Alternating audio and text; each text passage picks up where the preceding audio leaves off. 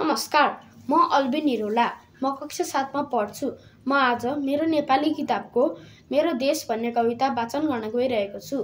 मेरो देश भन्ने कविताको रचनाकार दैवज्ञ राज न्यौपाने हुनुहुन्छ। सुरु गरौँ है त।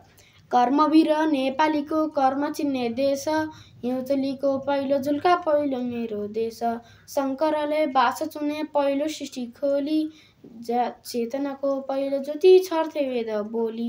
ज्ञान भूमि जनकको बुद्ध बोल्ने देश, हिउँचलीको पहिलो झुल्का पहिलो मेरो देश। जात मेरो नेपाली हो जहाँ गए पनि, नाम पनि नेपाली हो जसले भने पनि। आफ्नै धरती आफ्नै माटो चुन्न सक्ने देश, हिउँचलीको पहिलो झुल्का पहिलो मेरो देश। उँभो हेर्दा लेके लेक आउँदो हेर्दा बेसी, जति हेऱ्यो त्यति ठिक्क छैन कम बेसी।